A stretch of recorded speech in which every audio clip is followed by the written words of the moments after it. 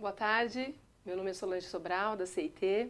Eu gostaria primeiramente de agradecer a HSM por esse espaço de troca, de aprendizado. Acho que a gente está num momento onde a gente está precisando, né, de trocar muito, as empresas todas aprendendo com muita velocidade. Também queria agradecer ao Cláudio, do Itaú, por nos dar essa honra de estar aqui nesse momento de troca de aprendizado, e também gostaria de agradecer a todo mundo que está nos acompanhando aí ao vivo e a quem vai ver esse vídeo depois. Tá? Meu nome é Solange, eu sou VP de Operações junto à CIT, né? Uma empresa que vem aí atuando em várias iniciativas de transformação digital, e temos uma parceria fantástica com o Banco Itaú, né? Gostaria que o Cláudio se apresentasse também. Bom, meu nome é Cláudio Sanches, eu trabalho no Itaú, sou responsável pela área de produtos de investimentos e previdência, e a gente tem trabalhado bastante com a CIT, principalmente num processo de transformação digital, transformação cultural, ágil, lean, e acho que é um pouco do que a gente vai estar conversando hoje. Exatamente. Bom, o Cláudio já começou um pouquinho, mas o grande ponto do nosso papo hoje aqui é falar um pouquinho da transformação Lean Digital nas grandes empresas, né? Então, a gente começa falando de uma transformação digital, mas por fundo de tudo isso tem uma transformação muito grande, né? No modelo de operação das empresas, no modelo de gestão das empresas e também nas pessoas, né? Então, a gente fala que isso é uma transformação cultural muito grande. Uma coisa bacana também para pôr no contexto é que a gente vai falar muito dessa transformação em grandes empresas, né? Que a gente vê que é diferente quando a gente fala sobre uma startup, sobre uma fintech, né? Sobre uma empresa nativa digital. Tá? Então, nós vamos falar muito de quais são os desafios e bem behind the scenes, né, Cláudio? Tentar contar um pouquinho como tem sido esses projetos transformacionais, não só no Itaú, mas eu acho que os desafios aí que grandes empresas estão passando. Então, acho que a gente vem vendo, né, aí um mercado em disrupção, então um cliente, né, cada vez mais inteligente, com acesso a informações. A gente vê uma concorrência também, né, cada vez mais imprevisível, então modelos de negócio mudando, né? A gente vê, por outro lado, dentro das empresas, né, ainda organizações departamentais, né? A gente vê ainda uma agilidade não instalada de ponta a ponta, então a gente vê que tem muito desafio, né, aí para as grandes empresas quando a gente fala de velocidade, né? Então, eu queria começar perguntando, Cláudio, o que te motivou, tá, a entrar nesse processo de transformação? Qual foi o trigger? Acho que a principal coisa que motivou a gente, acho que foi uma mudança muito grande do perfil de cliente, de como é que os clientes estavam agindo, né? A gente num serviço financeiro de investimentos, ficou muito claro que o cliente, a comparação que ele começava a ter não era mais com uma outra instituição financeira. A gente estava dentro de um contexto muito maior, que era um contexto de você ser comparado na entrega de serviços com empresas digitais. Então, o cliente ele já não olhava mais para a gente e nos comparava com um outro banco, com uma outra corretora. Mas o nosso padrão de comparação passou a ser Google, passou a ser Facebook, passou a ser Amazon, passou Netflix, porque essa era a experiência que o cliente tinha no dia a dia, né? Acho que essa quando vai nessa plataforma, ele não quer voltar num banco e ter uma experiência, né? Ele quer o mesmo tipo de experiência, né?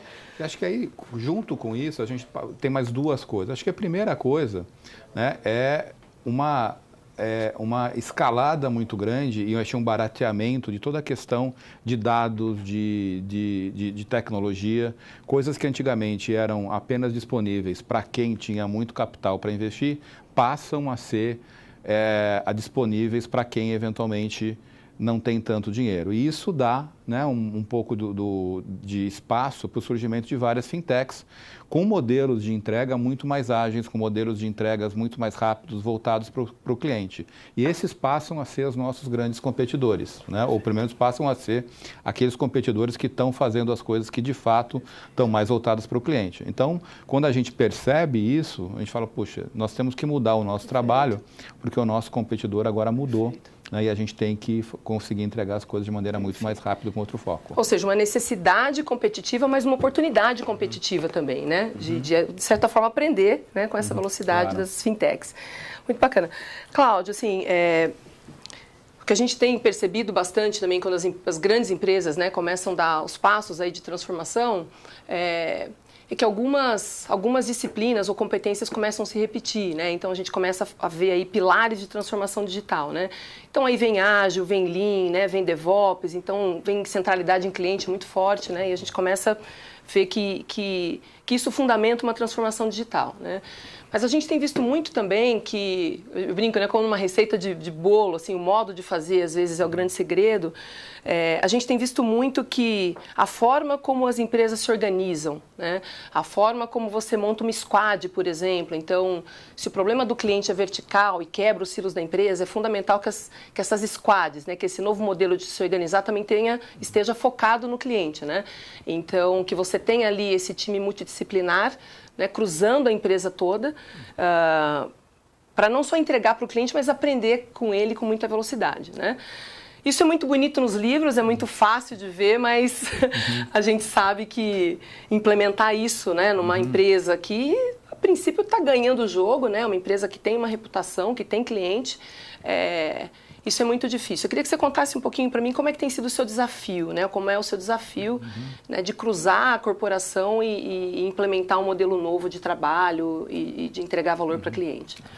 Acho que assim, o desafio, e aqui não é para a gente, né, vender caro todo o processo, mas é muito mais para ser bem realista, ele é bastante grande, né? Porque acho que você tocou em alguns pontos de transformação digital, de ágil, de lean, mas, de fato, tudo isso ele é acompanhado por uma mudança cultural, uma mudança de valores muito grande da empresa. Então, você pega uma grande empresa hoje, claramente ela está organizada por produtos, ela está organizada por serviços, mas ela não está muito organizada, às vezes, pelo value stream do cliente, né? Então, você é muito ainda focado no processo de entrega e muitas vezes muito pouco focado em resultado de fato que acontece no cliente, né? Acho que uma outra coisa, assim, as empresas gostam muito de falar de solução, né? E muito pouco de problema, né? Acho que a gente ainda vive, né? Você escuta muito aquela frase típica, né? Não me traga problemas, me traga solução, né? Acho que essa é uma grande modificação que a gente acaba tendo. Você começa a entrar numa discussão muito mais, me tragam problemas, né? Vamos falar mais de problemas. E isso, do ponto de vista de cultura de qualquer empresa, é uma mudança muito radical, né? Porque ninguém gosta de falar de problema. Então, acho que são aspectos culturais, né? Você tem toda uma mudança de estrutura em si, né? Quando, lá no nosso caso, por exemplo, só para dar um exemplo, a gente era estruturado em uma área que falava de fundos, uma outra área que falava de previdência, uma área que fala sobre produtos de corretora, uma outra área que fala sobre produtos de tesouraria, quando, na verdade, o cliente ele tem um dinheiro que ele gostaria de investir e tem um resultado para alcançar algum sonho dele, para realizar algum objetivo. Ele não está sabendo como é que é o melhor.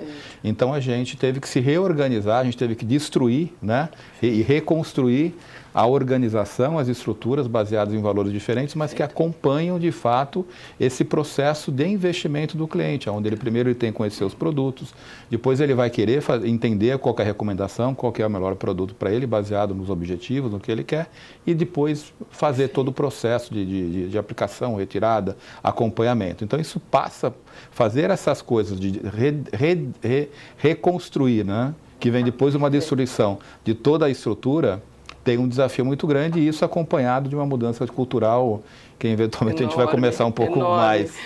Gente, o papo aqui era behind the scenes, Cláudio. É isso aí que a gente quer mesmo, assim, é contar as dificuldades que tem por trás de processo. Obviamente que daqui a pouco a gente vai falar de resultado, né, mas a ideia é essa mesmo, a gente contar a dificuldade. Eu acho que você falou um dos pontos que a gente entende que é uma das principais travas das grandes organizações, nessa questão da quebra de silos, né, de juntar produto, com marketing, com negócio, com canal, para a gente conseguir entender valor para cliente e entregar, né? Eu queria que você contasse um pouquinho, né? E já trocando, assim, o Cláudio, ele foi um dos pioneiros, né, dentro do Itaú, que puxou essa transformação de dentro de uma área de negócio. Então, com parceria com tecnologia, né? O Cláudio foi uma das primeiras áreas de negócio no Itaú que experimentou, né, esse novo modelo junto com o seu time e provocando as estruturas, né? Como é que foi isso, Cláudio? Na prática, teve envolvimento de RH? Como que foi essa questão de ter pessoas com incentivos distintos, na mesma squad, buscando o mesmo propósito? Como era isso no final do dia? Que tipo de mudança vocês precisaram fazer organizacionalmente para conseguir trabalhar dessa forma? Bom, acho que a primeira coisa, foi o que eu já mencionei, é uma mudança de estrutura, né? A gente gastou um tempo bastante grande, né, nesse processo, e aqui, né, um pouco para dar um pouco de cor no processo. Quando a gente resolveu fazer a transformação, a gente achou que a gente em 3 meses ia conseguir fazer tudo. O processo acabou levando 9 meses, né?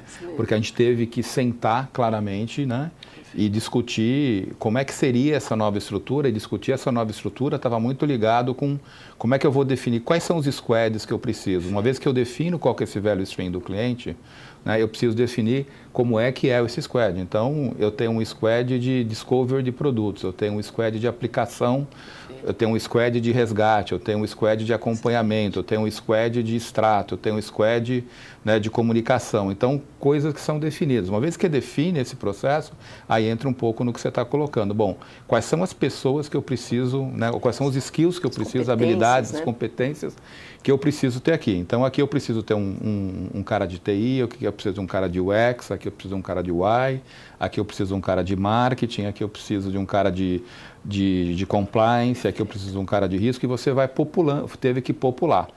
Uma vez que você define isso, né, você tem que escolher quem são essas pessoas, porque não é todo mundo que às vezes está preparado, se enquadra para trabalhar nesse processo. Você depois tem que meio que começar a discutir sistemas de incentivos, sistemas de avaliação, né? Você começa a ter processos muito mais de colaborativos, e você tem, geralmente, e a gente tinha isso, sistemas de remuneração, de avaliação, que davam muito mais importância para o desempenho individual. Nesse novo modelo, numa squad, você começa a ter colaboração. Então, você tem que definir exatamente como é que vai ser esse novo modelo. Então, incentivo que incentiva a colaboração. Exatamente, né? Mantendo um pouco da individualidade das pessoas, criando um misto que avalia as duas coisas, mas você tem que ter as duas. Então, assim, em todo o processo de transformação, né, acho que a área de recursos humanos é super importante, porque ela te ajuda muito a identificar quais são as habilidades, as competências, como é que você redefine as questões estruturais. E acho que a TI, nesse processo, pelo menos dentro do Itaú, foi um grande parceiro. Aliás, eu diria que a TI foi a que originou todo esse movimento, essa provocação, e acho que daí que veio o envolvimento da própria CIT, que já era uma grande parceira da área de TI, né, e se juntou no processo que a gente está falando, e foi daí que a gente começou. Então, acho que a TI nesse processo como um todo foi um processo, teve participação e acho que foi a área mais fácil de você trazer para perto, porque já é uma área que estava um pouco mais longe do negócio, não porque eles quisessem, mas por uma questão de desenho. Então, quando você chama para próximo do negócio, acho que existe aí toda uma sinergia muito que gosta. Mas aí você tem que começar a negociar com todas as áreas, as pessoas têm que entender que tem um objetivo único, um propósito único de entrega de negócio, e assim, nem sempre isso é tão simples, né? A hora que as pessoas percebem, começam a ver como as coisas funcionam muito bem, aí sim você tem um engajamento mais fácil. Né? Muito bacana. Tem uma pergunta aqui, que eu acho que o Cláudio respondeu, que fala sobre essa questão de mindset, né, de silos dentro de uma grande empresa. Se ele é top-down, né, ou se é uma busca por processos mais eficientes, ou se a gente está falando de melhorar fluxo ou de romper silos. Né? Eu acho que o Cláudio falou um pouquinho, se você quiser comentar mais um pouco, mas... eu acho que tem um dos pontos que foi colocado ali, essa questão de top-down, né?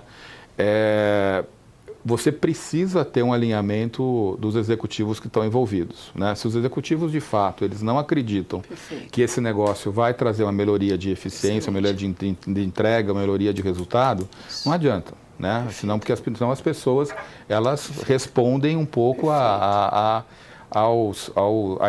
um pouco à hierarquia, né? Uma vez que então você tem que ter, no primeiro momento, ter um alinhamento muito de cima dos executivos, e aí começar a trabalhar de baixo para cima para trazer, né? E aí a coisa fica, acho que de baixo para cima é até mais fácil, né? Porque as pessoas, quando elas começam a perceber que elas estão trabalhando de um propósito, que elas começam a perceber que tem uma entrega muito clara, que está resolvendo um problema do cliente de fato, Perfeito. você consegue engajar as pessoas e motivar de maneira mais forte. Mas acho que é de cima para baixo um alinhamento. Perfeito. E depois você começa de baixo para cima, trazendo as pessoas e engajando. Bacana. Acho que quando a gente fala de propósito, né, eu acho que tem um ponto importante também nesse movimento de transformação. Se a gente realmente está buscando uma colaboração, se a gente está realmente buscando ativar a inteligência coletiva, né, para a gente ter, né, não só um líder inteligente, mas ter as equipes todas entregando, né, inteligência e agilidade na velocidade que a gente busca, né, o que a gente tem visto muito são processos de construção desse propósito em conjunto, né. Eu tive a grande honra, né, de participar com o Cláudio de alguns desses processos, né, de planejamento estratégico e sem dúvida nenhuma, né, reforço o que você colocou, assim, o papel da liderança dando exemplo na sala, né? E você falou de problema, eu lembrei de um dos nossos encontros desses, nos nossos roxins, onde você comentou sobre falar de problema e sobre levar para os seus comitês executivos mais problema do que você estava acostumado, né? Eu achei bacana demais, porque naquele momento você estava demonstrando para o seu time que essa era a relação também que você queria ter com eles, né? Mas eu queria que você contasse como é que foram as primeiras experiências de levar para os batidões, para os PDCAs, problemas, né? Ao invés das conquistas, né? Que você vinha acostumado a fazer. Como é que foi isso, Cláudio? Acho que é um grande desafio, porque como a gente conversou no começo, as pessoas não estão acostumadas a falar de problema, né? As pessoas não estão acostumadas a falar de erro, né? Então, de fato, você tem que ter um trabalho cultural de mindset muito grande, dando autonomia para as pessoas. Você tem que ter uma cultura onde você reconhece o erro, Perfeito. né? Onde assim, você não está punindo o erro, você entende que erro faz parte. E aí as pessoas, de fato, começam a ficar mais abertas para falar sobre o problema. Mas a gente começou, né, num processo que era até bastante... Às vezes no começo era até um pouco divertido, né? Porque você tinha aquelas reuniões tradicionais da empresa, onde alguém ia apresentar um assunto e falou, bom, antes de você apresentar, me diz para mim qual é o problema do cliente que você está resolvendo, né? E aí, num primeiro momento, às vezes as pessoas não conseguiam elaborar exatamente isso. Estavam resolvendo algum problema, mas as pessoas não estavam preparadas, acostumadas a falar isso, né? E aí, não sei, tá muito, então vamos falar de um próximo assunto. Então volta para a fila de novo. Perfeito. E vamos começar a discutir de novo. Quando você tiver um problema de cliente, a gente põe em pauta. E aí as pessoas começam um pouco a entender um pouco qual que é a dinâmica, né? Perfeito. E começam, de fato, a entender. Porque se você, de fato, não tem um problema claro para estar resolvendo, talvez aquela solução que você esteja desenvolvendo não seja necessária. Perfeito. E acho que é daí um pouco que vem muito da eficiência que a gente procura. Você deixa de fazer uma série de coisas necessárias. Perfeito. Agora, para não minimizar, é difícil, né, as pessoas começarem a falar só sobre problemas. Você tem que ser muito insistente nesse processo. Eu sei que a gente vai falar depois um pouco de OKR. Insistente dando exemplos, isso, inclusive, né? E aí as pessoas começam a perceber que às vezes passa a ser até mais divertido você falar sobre os problemas e até mais leve, né? Porque numa cultura tradicional, as pessoas têm medo de ficar falando sobre problemas e ficam, às vezes, mascarando um pouco aquilo que está acontecendo. No momento que você mostra que é para falar de problema, até você cria na própria organização, nas pessoas, um ambiente muito mais leve, porque todo mundo se sente mais à vontade para discutir de fato o que é importante. Cláudio, eu ia fazer esse link, né? O primeiro trabalho que eu fui fazer com o Cláudio, apresentei o trabalho, ele olhou para mim e falou, vai ser divertido. e eu queria trazer, porque é isso mesmo, né? No fundo, eu acho que a gente leva também para as grandes organizações uma leveza nas conversas, né? Então, é sim sobre falar de problema, é sim sobre falar que às vezes o projeto não vai dar certo, mas eu acho que é sobre encarar isso de uma forma mais leve. E eu acho que mais parceria no problema também, né? Isso que eu tenho visto acontecer e, sem dúvida nenhuma, vejo no dia a dia, né? Você implantando isso lá com o seu time. Tem mais uma pergunta aqui sobre essa questão dos silos e como quebrar isso, né? Para entregar agilidade, que eu acho que é interessante, acho que você tem para contribuir aqui também. A pergunta é assim, né? Como uma empresa tradicional de organograma robusto, né? Responde a resultados diferentes. Então, como integrar áreas e descolar essas estruturas para atacar o novo? Eu queria fazer o link dessa pergunta, Cláudio, com a questão das parcerias. Né? Dado que você não entrega sozinho, eu acho que esse modelo ele força mais a colaboração, né? queria que você contasse um pouquinho, inclusive a experiência de pioneiro, né? De como foi fazer as parcerias. Então, você falou algumas, né? Com canais, com tecnologia, com marketing. Como é que foram essa busca e se teve resistência? Como é que foi isso? Acho que isso explica um pouco do porquê que a gente achou que ia ser 3 meses e acabou demorando 9 meses, né? Não é só por isso, né? Mas assim, a grande dificuldade é que esse é um modelo, né, que, embora depois que você conhece, você implementa, ele faz todo sentido, né? E você fala assim, mas por que eu não fazia isso dessa maneira antes, né?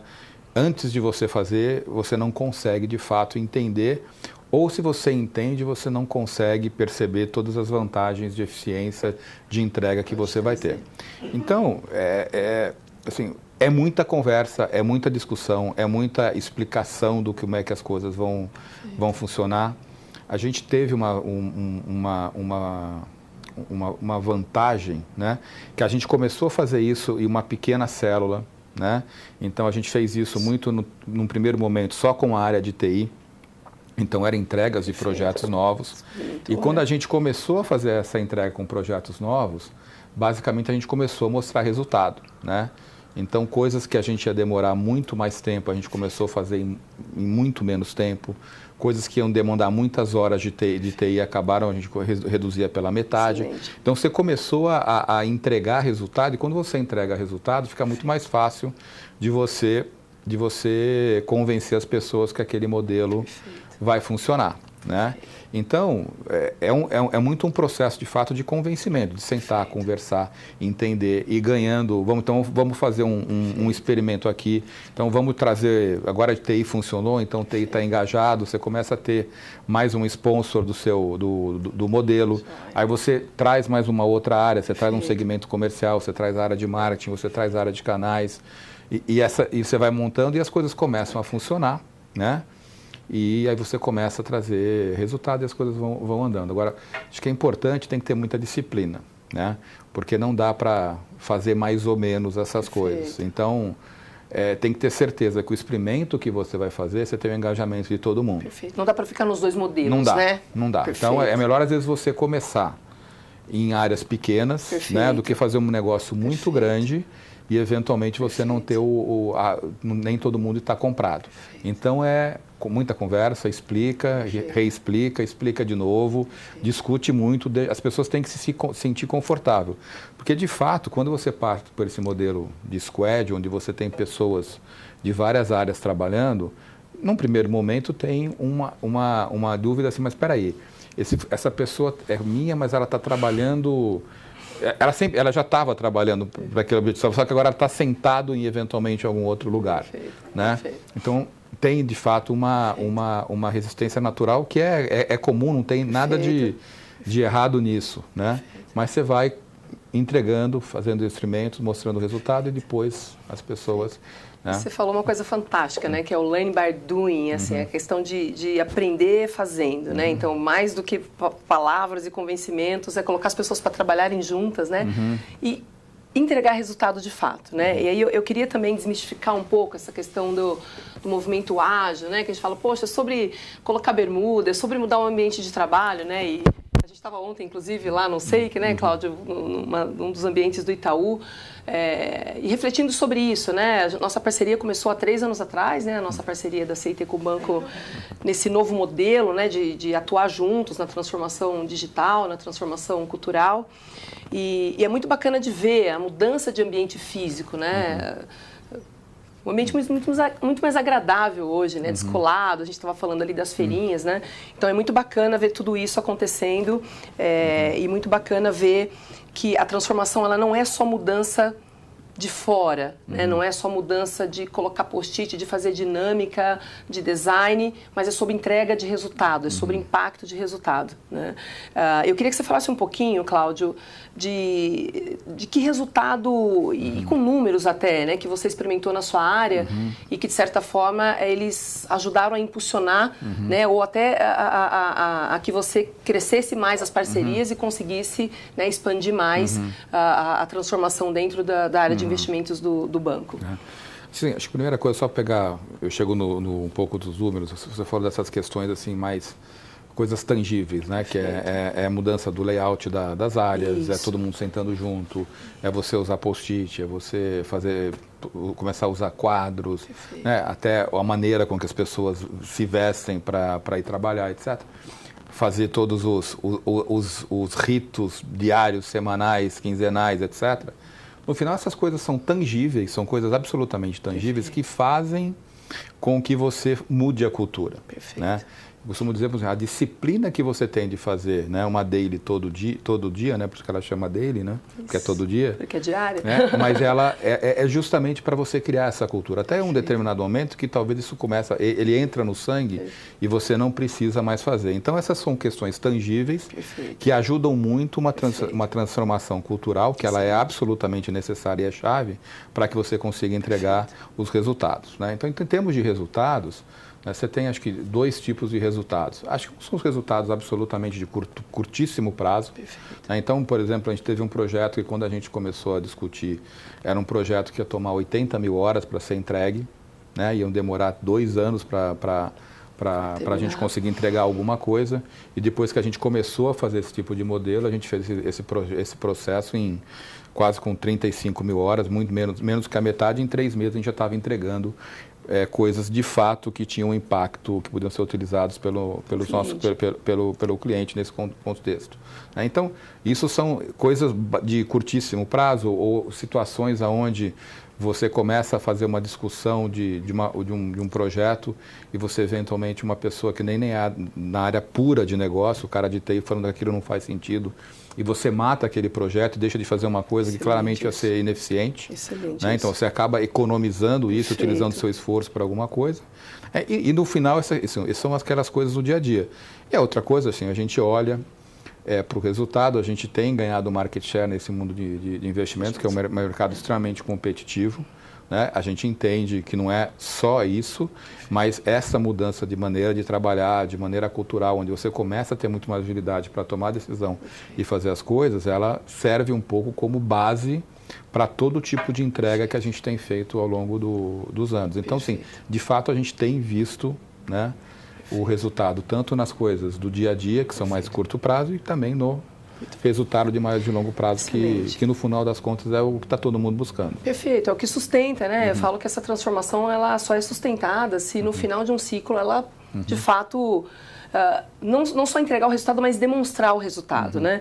E aí, Cláudio, eu queria que você contasse um pouquinho, porque uma grande diferença também que a gente vê quando a gente fala de resultado, né, nesses projetos de transformação, o mais comum antes eram as grandes empresas entregando projetos muito grandes, né, que buscavam transformar a experiência do cliente, né, dar um 360 na experiência. Só que esse projeto ele era tão ambicioso que às vezes ele demorava 1 ano, 1 ano e meio, né, 7 meses, né, para se colocar na produção. E não necessariamente a experiência do cliente de expectativa ainda era a mesma, né, do que se foi mapeado, né, há 1 ano, 6, 7 meses atrás ali. Né? Então, o ponto aqui é assim, né? A gente era acostumado nas grandes empresas a medir grandes resultados depois de um longo prazo e muito olhando para o retrovisor, né? Esse novo modelo, ele traz entregas menores, mas também ele traz impactos menores. Então, eu falo que é de mais curto prazo. Então, você vai chegar num grande resultado, mas você mede ele em ciclos menores, logo você conta resultados menores, né? Como é que é isso dentro do Banco Itaú, né? Que é um banco grande, que está acostumado a gerir, né, resultados exponenciais e grandes resultados. Como é que foi essa experiência de começar a falar de pequenas conquistas? Né? Bom, eu acho que isso a gente está no processo de aprendizado, de transição, né? De fato, assim, a grande mudança agora eu começo a ter entregas de 3 semanas, 4 semanas, 2 meses, etc. Né? E você não mede mais entrega. Né? Então, assim, deixa eu dar um exemplo claramente de investimento. O que eu quero dizer com isso? Quando eu faço uma nova ferramenta de recomendação, faço um novo processo de recomendação, eu não quero saber se eu entreguei, né? Qual é o modelo tradicional? Eu tenho uma nova ferramenta de recomendação, eu entreguei a ferramenta de recomendação. No modelo tradicional, todo mundo vai lá e bate palma que você entregou a ferramenta de recomendação. Comemora. O que é um resultado? O meu resultado é o seguinte: quantos clientes meus estão usando essa ferramenta, quantos clientes estão aceitando a recomendação, quantos estão sendo aderentes. De fato é o seguinte: quanto que eu aumentei a rentabilidade, né, dos investimentos do meu cliente baseado na minha recomendação, baseado na minha ferramenta ou no meu algoritmo que eu desenvolvi. E não se eu entreguei a ferramenta ou não, porque isso não vale de nada para o cliente. O cliente simplesmente não vai olhar para aquele negócio e fala, pô, é bonito esse negócio. A gente fala que é sobre o outcome, né? Não sobre o output. Né? Exatamente. Né? Então, eu acho que você começa a medir essas coisas. Né? Então, primeiro que você mexe de maneira muito grande naquilo que você começa a acompanhar. Então, você começa a se forçar, né? Mas só para a gente dar um passo para trás. Por que você começa a fazer isso? Porque você começou a discutir qual era o problema. Né? O problema do cliente, qual que era? Né? Do cliente. Isso. O problema do cliente, eventualmente, você pode falar que era, olha, eu quero ter uma rentabilidade maior, eu não sei aonde investir. Eu tenho uma dúvida. Então, vamos resolver esse problema de ensinar o cliente a investir e vamos fazer ele investir. Né? Então, você começa a desenvolver uma série de ferramentas e você começa a olhar, de fato, a rentabilidade do meu cliente era de X e agora ela é X mais alguma coisa. Opa, baseado na minha recomendação. É isso que eu quero medir. Essas são as pequenas medidas, né, que você vai medindo em ciclos curtos. Agora, você tem que ter, de novo, é aqui que vem um pouco do depara no processo de transformação. Né? O que isso está trazendo para a organização como um todo. Então, o que é o objetivo? O objetivo, no final das contas, é este cliente, porque eu estou dando uma rentabilidade maior, eu estou fidelizando ele, né? E aí isso vem, o NPS dele, por exemplo, está aumentando, ele está trazendo mais dinheiro para mim, eu estou concentrando mais o dinheiro desse cliente. Então você começa a ter o processo de medir as coisas pequenas, que são bastante mensuráveis, né? E aqui você tem que envolve toda uma questão, às vezes, muito tecnológica, de você criar novas bases de dados, porque muitas dessas medidas não estão prontas ainda para você fazer, mas você depois tem que fazer também o depara, né, para aquilo que a organização está acostumada a ver. Né? Então, você ainda circula nesses dois mundos, porque, de fato, é importante que isso faça. No final, você está querendo crescer o seu negócio, você está querendo crescer o seu market share, você está querendo crescer o seu resultado. Mas fica muito mais claro como é que você faz isso através dessas pequenas entregas. Então, você tem que fazer o link do micro para o macro, de uma maneira muito clara que as pessoas entendam. Perfeito. E isso é uma coisa bacana de desmistificar, porque eu vejo, né, às vezes em grandes empresas, movimentos transformacionais ou movimento de ágil, que parece que começa a ser meio... Não pode falar de impacto para a organização. Não, eu acho que é sobre isso, né? Sobre muito impacto para o cliente e, óbvio, sobre muito impacto para o seu negócio mesmo. Porque no final do dia, o que sustenta, né? Essa transformação é o resultado que ela vai trazer e nisso que você falou, né? O cliente satisfeito está comigo, né? E está deixando o meu PNL em pé, né? Eu acho que é sobre isso e isso... tem que desmistificar. Essa transformação, ela tem que buscar impacto, ela tem que medir impacto. Né? Eu me lembro que em um determinado momento foi feita a pergunta, Cláudio, mas como é que a gente mede se esse negócio está dando resultado? Eu falei, da mesma maneira que a gente mede qualquer outra coisa. Se o resultado subir, é porque está dando resultado. Se não subir... A gente precisa mudar. A gente precisa mudar. Então, a maneira de definir se esse negócio está tendo sucesso ou não, a maneira continua sendo a maneira tradicional de uma melhoria de resultado. Não tem nada diferente. Acho que a questão é como é que você constrói isso. Né? Então, não tem, acho que não existe um antagonismo nesse processo como processo e objetivo tradicional de qualquer empresa. Cláudio, você está falando de várias, inclusive citou, né, métricas de negócio que você acompanha no seu dia a dia. Quando a gente fala de propósito único e quando a gente fala de squads multidisciplinares e quando a gente fala de trazer os silos e colocar todo mundo para trabalhar junto, como é esse compartilhamento de meta? Como é esse compartilhamento de resultado alcançado? Tá? Isso, todo mundo olha tudo, desde o desenvolvedor que está na sua squad até o seu head de negócio. Como que é essa troca de propósito quando a gente fala de números? Acho que a gente está aprendendo, né? Acho que e o modelo tem evoluído. Então, todo mundo tem uma parte que é uma parte de meta compartilhada. Perfeito. Né? Então, você pega pegar esse squad, por exemplo, que a gente falou de recomendação, né? Todo mundo, desde o cara que faz a conta, que fica fazendo o algoritmo, o cara de UX que fica fazendo como é que vai ser essa tela, e o cara do desenvolvedor que está programando para entregar essa ferramenta, tem uma parte deles que eles vão ser claramente avaliados pelo aquilo que eu falei, o quanto de fato eu consegui trazer, né, de aumento de rentabilidade para a carteira dos meus clientes. Agora, cada um deles também tem uma parte que é individual, que está relacionado com a competência que ele tem. Então, o desenvolvedor, ele tem lá as metas dele de utilização das ferramentas, de fazer todo o processo de desenvolvimento de acordo com aquilo que foi definido pela área de TI, que são as horizontais. Que tem a ver com a evolução da competência que ele traz, exatamente, né? Que é fundamental. Isso. Então, assim, tem as duas coisas. Tem uma parte colaborativa, onde está todo mundo compartilhando uma meta, que é uma meta de negócio, uma meta de cliente, mas também as pessoas têm um pouco da meta individual que está relacionado com a competência, porque como você disse, as pessoas têm que evoluir na carreira. Né? Perfeito. Não, e esse ponto ele parece sutil, mas é muito interessante, porque a gente vê um brilho diferente no olho do time quando ele entende que o que ele entrega, por exemplo, não é só software, ou um time que faz comunicação, por exemplo, ele não entrega só uma comunicação, né? Então, ele entrega agora um impacto para o cliente. Então, quando a gente fala em propósito de time, sem dúvida nenhuma, isso dá também para o time um outro prazer de trabalhar, né? Porque ele está medindo também, né, junto com o head de negócio, o resultado que ele entregou, né? Para a companhia, né? Para a empresa e para o cliente. Então, isso muda muito e é uma ferramenta fundamental no Ágil, quando a gente fala de construção de propósito, né? Inclusive, acho que uma coisa que a gente tem falado e discute, assim, a gente não gosta muito dessa quebra mais de área de negócio, área de TI, áreas e outras. A gente acha que todo mundo é igual. Todo mundo vamos dizer, negócio, né? Todo mundo é negócio com habilidades diferentes, com competências diferentes.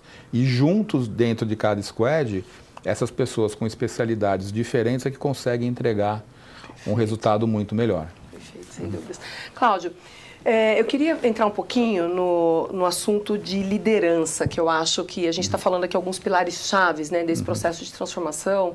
Então, a gente falou de modelos ágeis de trabalho e eu acho que tem um aprendizado grande aí, né? Você falou muito no início sobre um modelo novo, né? Então, tem que aprender e tem que aprender junto com os times. A gente falou de quebra de silos, a gente falou de gestão de impacto, né? A gente falou de perspectiva de pessoas, né? Então, mudança de job description, mudança de modelo de incentivo, né? Eu queria falar um pouquinho agora sobre a mudança do modelo de liderança, né? Eu acho que um dos pilares chaves que a gente vê nessa transformação eu falo que quem lidera uma transformação dentro das grandes empresas continuam sendo os grandes líderes, né? Mas acho que a forma como essa liderança é exercitada, ela precisa ser muito diferente, né? E eu costumo falar que é uma liderança, né? Uma liderança lean, uma liderança menos comandativa, porque a gente está acostumado com as organizações comando e controle, né? E mudando para uma liderança mais suportativa, né? Onde você está mais próximo do time, onde você está de fato desbloqueando ali, né, o seu time. Eu queria que você contasse um pouquinho, assim, no seu dia a dia, né, como tem sido exercitar esse novo modelo de liderança? O que mudou, né, para você como líder no seu dia a dia? Eu sei que você anda mais agora, porque eu te vejo toda sexta-feira nas suas squads, mas conta um pouquinho como que é esse... dos batidões ao Gemba. Eu diria assim, a pergunta não é o que mudou, é o que permaneceu igual, na verdade. Né? Mudou tudo. Muda tudo, mas acho que muda tudo para melhor. Acho que tem toda uma questão, tanto da maneira de atuação mais soft, quanto a parte de ferramentas mesmo. Né? Então... acho que do ponto de vista cultural, é o que você falou, primeiro você deixa de ter uma atuação mais de comando e controle, onde as pessoas estão acostumadas a, né, desde coisas tão básicas assim, temos uma reunião de apresentação, fica naquela sala, entra um time, apresenta uma coisa, outro apresenta outra coisa, e depois, né, todo mundo gastou um tempo danado para fazer um PPT, etc., né? Juntar os números, mostrar um resultado bonito. Né? Geralmente, exatamente, mostrar um resultado bonito. Assim, esse processo, ele muda. Então, não falar de problema, né? falar de... Então, começa com essa mudança. Você vai nos squads, senta com os squads, as pessoas apresentam e você, né, escuta. Né? Aí tem uma outra mudança que é o seu trabalho é muito mais de perguntar, né? Se você discorda de alguma coisa, você não fala que você não acha que aquela é a melhor solução, mas você tenta conversar com as pessoas, fazer as perguntas corretas para eventualmente ver se as pessoas pensaram, porque muitas vezes você está errado também, né? Às vezes a sua percepção, as pessoas já passam. Eu já tive várias vezes onde eu percebi que aquilo que eu estava falando já tinha sido pensado 3 ou 4 vezes pela squad. E eles chegaram à conclusão de que, de fato, tinha uma solução, um caminho melhor. Então, isso de fato. Então, você tem que dar autonomia, você tem que saber que vai ter erro, e aí, quando tiver o erro, você tem que entender que aquilo faz parte do jogo. Então, assim, é um modelo completamente diferente, porque não tem mais PPT, né? Você anda muito mais, você senta mais, você conhece mais as pessoas. E acho que aqui é uma coisa super interessante. Você consegue entender muito mais como é que o negócio está sendo desenvolvido do que, eventualmente, um modelo mais tradicional, onde as pessoas vêm... Você fica em muita reunião, mas muita reunião, entre aspas, improdutiva, né? Porque é uma reunião de apresentação. Quando você está fazendo ali a Gemba, sentado com o squad, você, de fato, está discutindo a solução. Então, depois de um certo tempo... Se alguém te perguntar como é que uma coisa está sendo desenvolvida, você sabe com muito mais E, muito by detalhe. the way, a propósito é quem está implementando algo que vai para o seu cliente. Né? Então, você está muito mais próximo dele também, né? Tá? Então, é interessante porque você não tem mais tanta apresentação, mas você entra em muito mais detalhe nas coisas. Porque você faz isso com frequência, né? Antigamente, você tinha, às vezes, uma reunião quinzenal, mensal, com um determinado pessoal, e aqui não, aqui você está ali andando, você senta... Opa, deixa eu ver, como é que está acontecendo aqui agora? Você tem toda a parte visual que você consegue olhar. Cláudio, então, tem uma questão de tranquilidade que você constrói no time, das pessoas contarem para você. Aí você consegue ajudar, né? Porque, de fato, tem bloco que só você, talvez, na sua posição, né, vai conseguir tirar. E se você cria aquela barreira, você nunca vai saber que tem um problema. Talvez um dia da entrega do projeto para falar que não vai acontecer, né? E agora você está lá e pode atuar, né? Isso é fundamental, assim, é bacana e é legal porque eu consigo ver, e o Cláudio realmente ele está lá e vai com o time, conversa, né? E vira, sem dúvida nenhuma, uma liderança inspiradora, né? Eu acho que esse é o líder que os times esperam, né? E que eu acho que a transformação busca também, né? Agora, a dor é a beleza, né? Porque... Por outro lado, como você falou, né, muitas vezes a gente na posição de liderança acha que sabe as respostas todas e quer uma velocidade talvez maior do que porque naquele momento eu acho que tem um processo também disso, né? Quando você está dando autonomia, tem um processo também para o seu time entender, né, isso e responder, né, com mais agilidade, né? A gente está falando de uma transformação, então a gente não consegue agilidade de um dia para o outro, né? Como que é esse processo, Cláudio, de lidar com essa questão de autonomia para o time e de alinhamento, de driver, de expectativa, de onde que você quer chegar, né? Eu vejo que você tem trabalhado bastante com OKRs, por exemplo, né? Como é que tem sido esse trabalho de dar autonomia, quero velocidade ao mesmo tempo e alinhamento de propósitos, de objetivos, de metas? Eu acho que assim, o exercício de OKR ele é extremamente educativo, né, para tudo aquilo que a gente tem feito. Eu acho que o primeiro exercício a gente inclusive fez com a ajuda da CIT, aí o segundo a gente resolveu fazer sozinho e a gente viu qual era a dificuldade de conduzir, desde a dinâmica até fazer de fato as pessoas, né? Porque você começa com o processo de discutir OKRs. Eu me lembro que a gente, sei lá, a gente demorou 1 dia e meio para entender o que estava errado no processo, e a gente falou, puxa vida, tá tudo errado aqui, e a gente de fato foi aprendendo. Mas assim, eu acho que o exercício de OKR como um todo, e a gente está num ciclo agora, está definindo desse trimestre aqui agora, estamos finalizando, ele justamente é o que faz você ligar o objetivo macro do negócio, né, com as atividades do dia a dia. Né?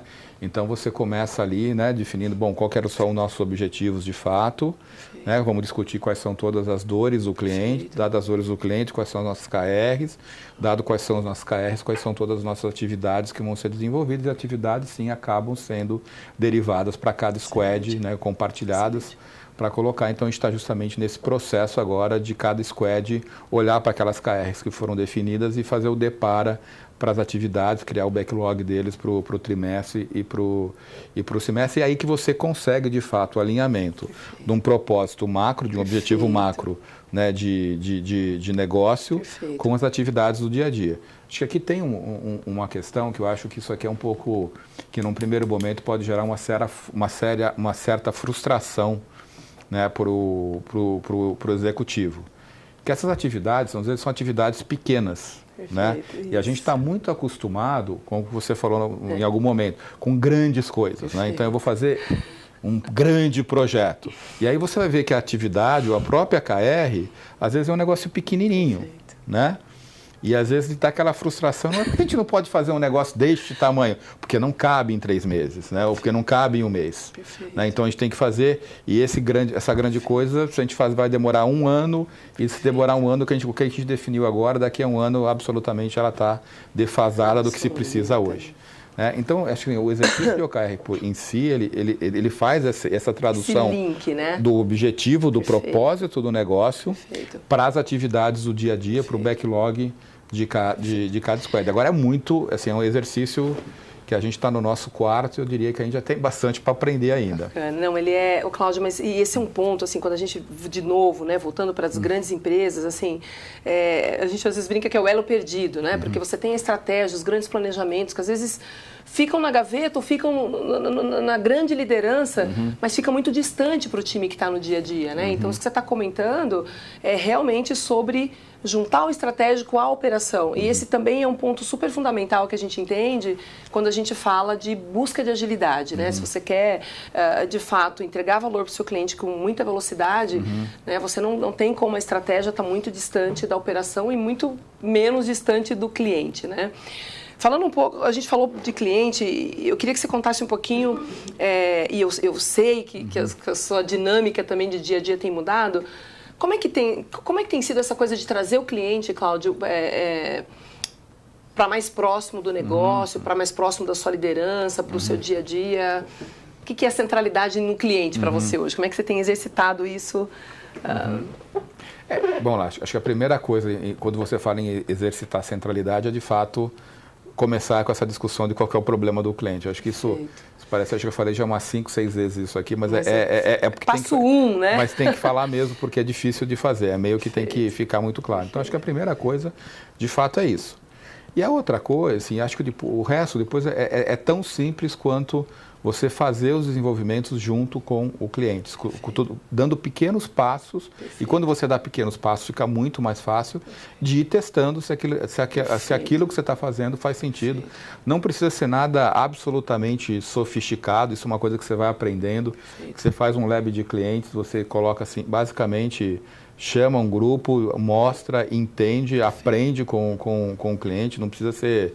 Você pode fazer isso internamente, a gente tem feito isso internamente com a própria área de marketing, tem uma tecnologia muito boa para fazer isso, e vai fazendo. E muitas das coisas que eventualmente você acaba achando que fazia sentido, não fazem sentido, e você vai descartando. Descarta no curto, né? Você não investiu muito naquilo, né? Isso que você está falando é o segredo da cultura de experimentação, né? Na verdade, eu costumo falar que assim, a centralidade em cliente não está em visitar o seu cliente, conversar com o seu cliente. Isso é importante, é fundamental, né? Mas a centralidade no cliente, ela está em realmente colocar o cliente no seu processo de aprendizado, que é isso que você está falando. Eu falo com ele, eu tento captar o que ele precisa, mas mais do que isso, eu coloco algo na mão dele e vejo se ele usou. Vejo se mudou o dia a dia dele, vejo se ele tem, por exemplo, uma rentabilidade melhor em usar aquela ferramenta, né? E aí, assim, ele está no meu processo de aprendizado, né? Isso acho que é super fundamental. Ontem você viu, a gente estava terminando um treinamento de UX para várias pessoas da área, pessoal para o processo, assim, todos os times dentro do treinamento UX tiveram que testar com o cliente. Então, assim, todo mundo, alguns times foram para o Ibirapuera, então levaram um protótipo, mostraram para o cliente.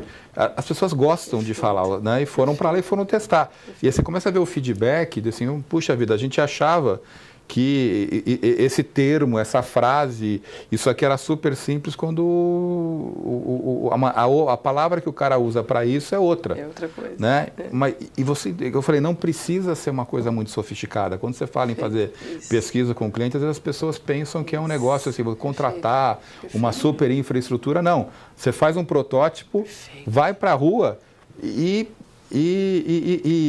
conversa. Isso começa a dar para o time uma conectividade com o cliente muito grande e, mais do que isso, empatia. Né? O cliente ele se tangibiliza na sua frente, ele deixa de ser um CPF, ele deixa de ser uma conta. Ele faz parte do seu processo. Isso. E ele passa a ser uma pessoa. Né? Então, assim, aí as pessoas, quando elas começam a desenvolver, né, eu criar a persona, essa persona eu sei, é o fulano, eu conheço lá, ou é uma mistura desse com esse, com aquele. Né? E aí, de fato, as pessoas, inclusive, assim, essa geração de empatia com o cliente, ela é super importante. E difícil de criar. E, de novo, empatia você só cria quando você já teve um problema parecido, similar ao que o cliente já teve. Para você entender isso, colocar no lugar dele. Isso é centralidade no cliente. Cláudio, acho que você acabou de dar uma aula em centralidade em cliente, porque eu tenho visto também, né, às vezes, como você falou, grandes pesquisas, né, e grandes investimentos para fazer cruzamentos e aquilo muitas vezes fica parado na organização, né? E você não usa no seu dia a dia. Então, muito mais rico, né? Um processo como esse, onde você está, de fato, no dia a dia, como você falou, né? Simplificando, com pequenos aprendizados ali, mas, de fato, colocando o cliente no seu processo. E o seu time também desmistificando quem é essa persona cliente, né? É muito bacana. Cláudio, só para a gente fechar o ponto das OKRs e falando, né, da importância disso para alinhar a estratégia com a operação, super fundamental. O processo de construção das OKRs, né, desse propósito. Conta um pouquinho como que se é todo mundo junto, se não, que parte do time que se envolve. Acho que esse é um ponto bem interessante. Acho que isso a gente tem se debatido muito, né, e acho que é um processo de aprendizado. A gente geralmente, no processo de OKRs, a gente não tem feito com a área inteira. Né? O que a gente faz é a gente pega as lideranças, traz pessoas de outras áreas, então não quem faz parte de todos esses quadros, então você traz o cara da área comercial, você traz o cara de marketing, você traz a área de operações, você traz o pessoal do TI, né? E essas pessoas elas começam a discutir de fato todo mundo junto. Mas não dá para não dá para botar 400 pessoas para fazer essa discussão. Mas você traz a representatividade, né?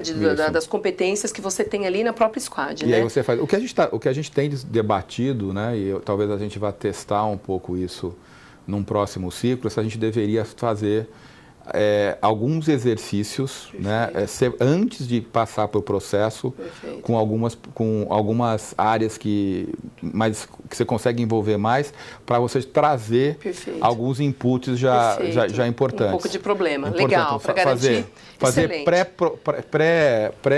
pré-ciclos de OKR. Pré-ciclos de OKR para trazer os problemas mapeados. Cláudio, eu acho que isso linka, acho que uma questão que tem aqui, que é essa questão da... eu ia te perguntar, como é que você garante, né, nesses processos, que você está sentado com o time, você está desenhando o próximo passo, mas como você garante que essa visão estratégica também ela está alinhada, né? Então, tem duas perguntas aqui, uma que fala se... eu acho que além da sua área, né, mas quando a gente pensa em banco, se vocês ainda usam, né, a metodologia em cascata ou se é uma transformação full de todas as iniciativas. E linkando aqui com o nosso papo de OKRs, se existe a necessidade de visualizar o portfólio de projetos, como ter uma visão executiva do que está em andamento. Então, tentando juntar aqui as duas. Acho que a primeira não é o banco inteiro que está nesse processo. A gente, de novo, acho que é uma mudança muito complexa para você fazer na organização como um todo. Perfeito. Então, a gente está fazendo isso em algumas áreas específicas, né? Vendo como é que funciona. Perfeito. E, eventualmente, depois do movimento, talvez que a gente tenha uma segurança, a gente toma uma decisão de o quanto a gente quer, a velocidade com que a gente quer acionar. Então, acho que isso é uma primeira resposta. Acho que a segunda coisa, sim, acho que nas OKRs faz parte do processo como um todo, a gente rever tudo aquilo que a gente está vendo. E é importante fazer isso, porque eventualmente você pode chegar à conclusão que um projeto que estava no seu backlog para ser desenvolvido não faz mais sentido, porque não é mais uma dor do cliente, ou eventualmente você fez um mapeamento errado lá atrás. Acontece, né? Você achou que era uma coisa relativamente importante, deixou de ser ou nem era. Né? Então, de fato, a gente olha o portfólio que a gente está fazendo e a gente não tem nenhum tipo de pudor em deixar de fazer alguma coisa que estava planejada para ser feita. E você entendeu que é um desperdício. Isso. E tem que tirar, né? E colocar essa agenda numa... Não é porque você começou, ou porque você definiu, ou porque você... comentou com alguém que aquilo era super importante, que você não pode deixar de fazer. Acho que só um outro ponto que eu esqueci de falar, acho que isso é uma coisa que muda de maneira significativa com a organização. O OKR não é para bater 100%, né? Excelente, né? Bem lembrado. Né? Se todas as OKRs derem 100%, é que você está fazendo errado. Então, isso no processo do dia a dia é muito complicado, porque quando você está colocando os objetivos, com a própria equipe, todo mundo tem uma tendência, eventualmente, de colocar metas mais... Muito bem lembrado, Então, assim, tem que colocar coisa que você sabe, olha, se der, né, 70% é o nosso... Então, assim, na média, já fica subiu, em 70%. A gente falava 60% no começo, lembra? Lembra? Então, assim, mas não dá. As pessoas... Você tem um trabalho cultural de... Mas a gente não vai conseguir bater isso. Perfeito, é para não bater mesmo. Cláudio, eu me lembro a primeira vez no banco, quando eu falei do assunto de OKRs, e eu falei isso, né? Essa é a meta que a gente não quer que bata, né? Que todo mundo olhou, você tá louca, como é que a gente não vai bater meta aqui? Não vamos trabalhar com isso, né? E 60% é muito bom. Então, isso também é uma dica importante, né? Porque é uma forma de você... colocar o seu time a buscar né, objetivos bem mais desafiadores, sem prejudicar a medição que você vai fazer do resultado do que ele vai receber no final do ano, né? Na PLR ou no bônus ou o que seja, né? Que esse é o grande conflito, né? Então, as pessoas estão acostumadas a bater a meta porque ela precisa bater aquela meta e aí ela vai sempre, óbvio, né? Gerir o que coloca de meta com o que é possível fazer. Né? A OKR vem exatamente para você falar, olha, sai agora, né, da caixa, né? Vamos tentar algo muito além, né? E aí, óbvio, né, que muito além você não vai bater 100%. Não. E se bater 100% no próximo ciclo, a gente precisa apertar os objetivos, né? Só queria voltar num ponto que você comentou também sobre... a gente não está fazendo no banco todo, a gente está fazendo, né? Hoje já em várias áreas, mas a gente está fazendo em áreas, né? Isso é importante porque eu acho que é uma dica também para se começar esse movimento de transformação, né? É sobre... Learn by doing, né? Por mais que você visite empresas fora, outras empresas aqui, você vai ter que descobrir, né, o seu processo de transformação, né? Dentro da sua empresa, dentro da sua organização, com os seus executivos, com os seus legados, com os seus silos, com os seus problemas, né? E a nossa dica também é que você escolha um problema de cliente, né? Se organize em squad, executivamente, até a operação para entregar isso, então aprendendo, né? Então, acho que estrutura a estrutura, problema a problema, aprende em um e depois acha similares e vai replicando, né? E não sai mudando sua empresa toda e coloca em risco todo o seu modelo de negócio, né? Acho que super fundamental. Gente, eu passaria, acho que a tarde toda aqui, né, Cláudio? Tem muita história, acho que a gente tem muita... A gente fala que é cicatriz de guerra, né? A gente tem muita coisa bacana aí que acho que a gente viveu nesse processo, mas está dando nosso tempo, a gente precisa terminar. Eu queria te fazer uma última pergunta, Cláudio. Eu sei que você viveu muita coisa nessa transformação, né? Mas eu queria que você deixasse uma única dica. Se você fosse deixar um grande aprendizado, aquele que, se você for começar isso tudo de novo, você fala, eu começo por esse. Ou se você, né, fosse deixar uma dica para quem está nos ouvindo, né? Quem está aí nas grandes empresas enfrentando esse tipo de desafio que a gente comentou um pouquinho. Qual é o seu grande aprendizado? Qual seria a sua grande dica para a gente encerrar aqui o nossa conversa? Assim, eu acho que é um encadeamento de coisas. Assim, não é um processo simples de ser feito, né? Você tem uma mudança de cultura muito grande, você tem uma mudança de estrutura. Então, é importante que você tenha muita resiliência para fazer esse processo, mas para ter resiliência, né, você tem que planejar muito. Tá? Não é uma coisa que simplesmente, a gente está falando learning by doing, mas não é learning by doing sem pensar muito. Tem muito planejamento. Então, assim, antes de começar a transformação, né, tenha tudo muito bem planejado, tenha tudo muito bem combinado com todo mundo, faça um processo de aculturamento, né, não subestime, né, a mudança de cultura que ela vai ter que ser implementada. Eu acho que isso a gente fez isso, os 9 meses não foram por acaso. Então quando a gente resolveu virar, e a gente teve que virar, porque a gente não virou só com coisas de TI, a gente virou com coisas que não eram só de TI, que não é uma coisa muito tradicional. Então tem squad que não tem TI, né? Então a gente começou a virada foi com nome, CPF de cada pessoa, de cada área que ia trabalhar em cada squad. Full time. Né? Antes de virar, a gente fez todo um trabalho de mindset, que vai é autonomia, é transparência, é uma cultura de aceitar o erro. Então, é muito planejamento, porque o desafio é muito grande. Né? E acho que a coisa que eu tenho dito assim, se for para fazer, faz direito e é full time. Não dá para ficar no meio do caminho. Se for para ficar no meio do caminho, é melhor não fazer, porque o modelo tradicional é melhor do que este modelo pela metade. Do híbrido, né? Não tem meio do caminho nesse processo. Se prepare bem e entre de cabeça. E queima as pontes. Perfeito. Cláudio, super obrigada essa 1 hora de conversa, assim, super inspirador. Acho que a gente está lá no dia a dia, mas super inspirador parar e lembrar um pouquinho dessa história, né? São 3 anos aí de parceria, muito aprendizado, né? Te agradecer. Eu acho que a gente está aqui com uma liderança que a gente fala, eu costumo falar que tem algumas características importantes para um líder tocar uma iniciativa dessa, né? Então, a primeira é muita ousadia, né? Então, numa empresa grande que tem resultado, você trazer uma conversa completamente diferente, olhar o resultado de uma forma diferente. Então, tem que ter muita ousadia, né? Para entrar nesse processo. E eu acho que também tem que ter muita humildade, né? A gente falou várias vezes aqui de estar próximo do time, né? Ouvir, entender que tem pessoas que são mais inteligentes ou que têm uma inteligência que junto é muito maior que a sua, né? Então, isso é um exemplo de humildade, é fantástico, é inspirador, né? Poder estar perto de lideranças como essa, e sem falar da resiliência que você falou, porque é um processo, né, que não é tão rápido muitas vezes, né? E é uma jornada que precisa ser trilhada. Então, super obrigada, um prazer a gente poder dividir, né, esses 3 anos, esse aprendizado super profundo. Obrigada, Cláudio. Obrigada, gente, pelo período. Eu que agradeço. Esse tipo de conversa sempre é bom, porque a gente vai refletindo e vai aprendendo mais. Assim, a gente está longe de fazer isso da maneira mais certa possível. Então, todos esses momentos são momentos de aprendizado para a gente também refletir e melhorar o processo. Isso é Lean. A gente nunca chegou no Summit, né? A gente sempre acha que tem um processo de melhoria melhor. Muito bom, gente. Obrigada. Obrigada, Cláudio, de novo. Super bom.